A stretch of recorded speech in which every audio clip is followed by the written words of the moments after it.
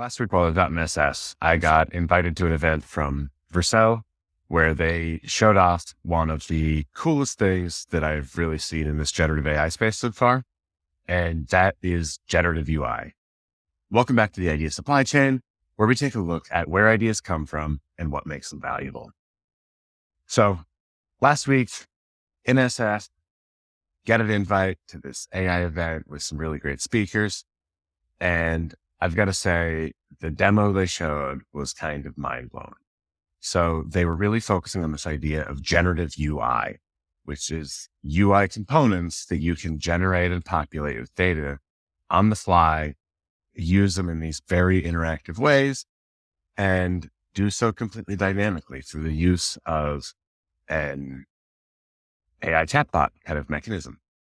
And so there's so many cool things that I think you can do here. And in fact, I'm playing around with a lot of them right now. And I'm starting to try to figure out how I can really implement this in the stuff that I'm building. But to start with, let's go ahead and take a look at the demo they provide. All right. So this is Vercel's generative UI demo that they put together. So we could take a look at how some of these types of things work. And so we can just start with one of their examples of what are the trending things. All right. So let's see what we get back here. Okay. So this is actually pretty cool.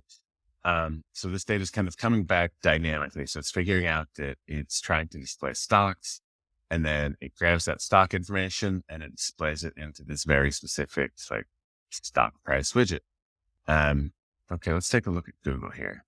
So we'll click on Google and it's going to bring up like this graph. And again, it's this like generated UI component based on the type of data that it's displaying.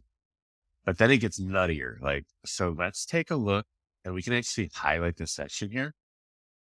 And so then we can come down here and say,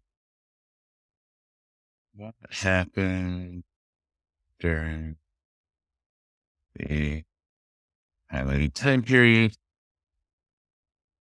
And so it's going to actually figure out, like, based on this time frame here, and pull in snow, obviously the dates and they're kind of aspect.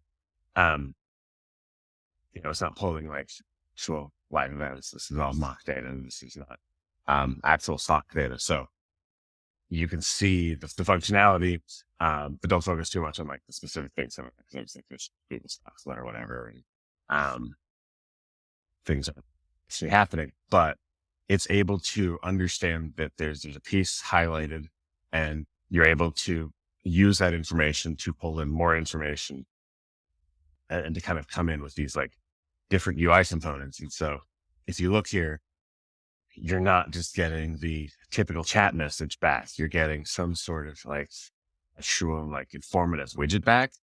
And so this to me is really, really fascinating, because if you decouple the idea of components from even like the server that they're on, I could see a world in which, you're not even actually like storing the components you need there. There's components just out in the world that you can kind of pull in as needed at the time of the query. And so I'm going to start playing around with some of that and see if like I can get some of the components to like not even live locally on a server to be able to use them in these kind of interactive conditions.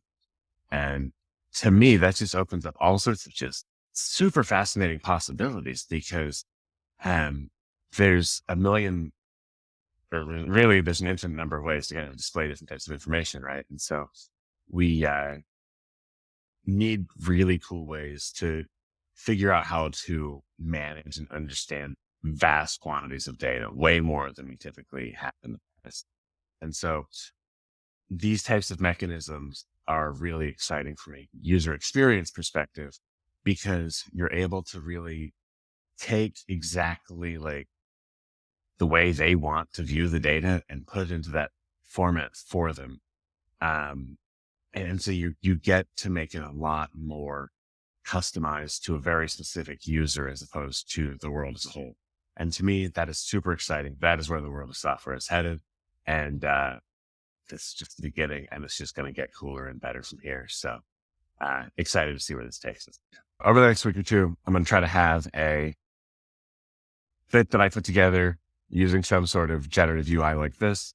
And if there's interest, I'll throw together a video on how I was using it, how I was thinking about it, and go from there. So yeah, anyway, let me know what you think. Would love to hear your thoughts on generative UI, where you think that it's going to take the future. Drop them in the comments. Thanks for watching, and I'll see you next time.